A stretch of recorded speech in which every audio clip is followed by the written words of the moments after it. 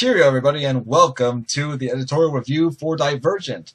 Uh, I just got back from it recently, and I have to say I enjoyed it. It's about this girl named Triss. Her full name is Beatrice, but she goes by Triss later, who is in this dystopian Chicago world where pretty much Chicago is all that they know is safe right now. But beyond that, no one knows. No one knows if they survived the war or anything. It's just Chicago that knows.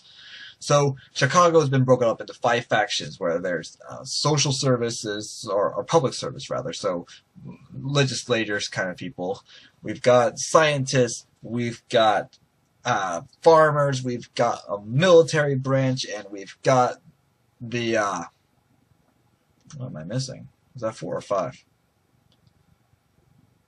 Legal. They've got a legal section. And pretty much this whole world is set up as you belong to one of these factions. If you don't, you are divergent, which means that you could be in any one of these. And apparently these people are really dangerous to the sounds idea of the whole world, or Chicago rather. So these people are hunted down and killed usually. Triss is divergent, which is why it's called Divergent. And she's from the public service faction, and she doesn't want to be a part of that one. So she chooses to switch to the Dauntless faction, which is the military group. And pretty much the best way to sum up what this movie is, in a very convoluted way that I told someone else this earlier, and they're like, that makes no sense. So I'll say it to you anyway. It's Harry Potter's different groups, if they were taught, instead of magic, how to kill people like they know how to in the TV show Nikita, and had their own Hunger Games in the middle of it. So, to break it down even easier, Triss joins up with the Dauntless group and has to learn how to defend and fight. And she's the underdog because she's not from this background. People are usually supposed to go into the same background they grew up with, but she doesn't. And it's okay, it's totally a legal thing. It doesn't give away the fact that she's divergent or anything. But, she has to do that, and she has to come up from below and prove that she's at least a mediocre person, which she's mediocre at everything when she gets up there, finally. When she learns, she's mediocre, which is pretty unusual. Usually you would think that she'd be top dog. No. I'm glad that they didn't go that route. So that's the basic premise, whereas in the background, not so much the foreground until late in the movie, the public service people are being condemned by scientists as being more corrupt than, I don't know if they are corrupt, that might be next movie for all I know. But in this movie, they don't give any evidence to show that they are corrupt. So it pretty much becomes the idea where the scientists want to take over, and there's not much that people can do about it.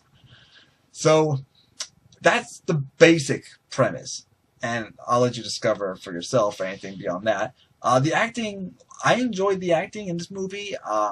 Shailene Woodley, she plays the main character. This is her big starring role. I think she did a pretty good job.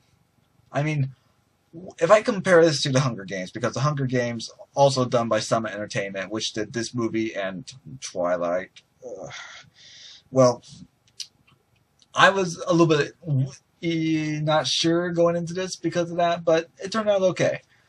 In the case of The Hunger Games, Jennifer Lawrence's character, I never felt invested in. I never liked her because she was unlikable. I mean, that's probably the character, but that's not...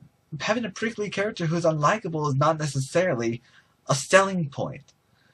This girl, Triss, she actually was likable. Shailene Woodley does a good job presenting a character that we feel that we should care about, because she doesn't belong in the other groups, and this group that she's in, she has to try and fit into it. It's not easy to do that.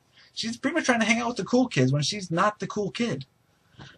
And that was portrayed really well. She did great. I think that would be a good role to have on her resume, definitely. It's her breakout star role. Theo James plays the love interest, who, I mean, if you can't tell that a love interest right away, it's like, okay, you need to pay more attention to this movie. You're obviously not invested. But he does okay. He's the brooding kind of character, which dark and brooding, I guess, is attractive. I don't know.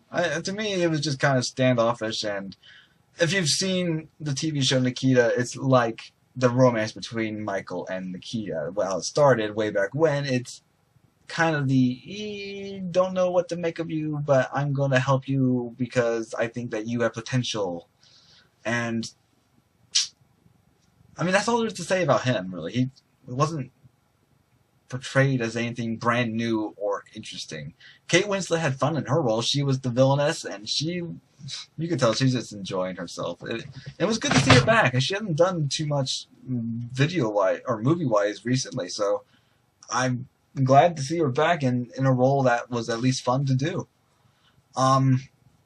As for other things about this movie, the action was good. It was more of a believable action rather than unbelievable. I mean, it's not like, say, Nikita's where it's all stylized. No, it looks like they're actually brawling. When they're having their fights because she has to learn how to fight and defend herself, it looks like it's a real fight. It's not just some stylized martial arts thrown together. It's like, she's at least got to learn, and it actually shows that she's learning, and there's development there. So I enjoyed this movie. I really did enjoy it a lot. Trying to think, because I mean it is essentially Nikita meets Harry Potter sorting meets Hunger Games, because there's this big sort of, you either do well or you die, and it's like, oh my god, that's extreme. That is extremely crazy, but it works. It works in this case. Who would like this movie? Let me think. People who would like this movie are people who just want a fun, dystopian, science fiction sort of action movie. Nothing deep, nothing philosophically stimulating, but a fun movie, not a problem to go see and just relax and let your brain check out for a bit, because there are a few problems that if you think about it, you go, I don't know about this. And to me, they stand out a little bit because I'm looking at it logically going, but no. So that's one point in its disfavor. People who would not like it are people who would get hung up on that little logical problem. Also, if you don't care to see people learning how to fight and seeing them doing that in character, this would not be for you. And if you are looking for something philosophically stimulating and original, you're not going to find it here. But this is based off of a novel, a first-time novel by, I think her name is Veronica Roth. I'm not sure, but I think that is who wrote the novel. And if this is her breakout novel, I think she's gonna be doing fine, because the story itself, well, not the most original, appears to at least be translatable into film pretty well. I don't know. I haven't read the book. I don't know. If you've read the book, comment below if this movie follows it well enough at all, or if it's just totally unrelated and it's like one of those late Harry Potter movies and how close it follows. But I enjoyed the movie. I think that it was a fun time. I don't regret going to see it at all. So if you're interested, check it out. If not, well, at least you know now whether or not it's interesting. Thanks for watching. Cheerio and farewells. Check out the spoiler section. Spoiler section right there.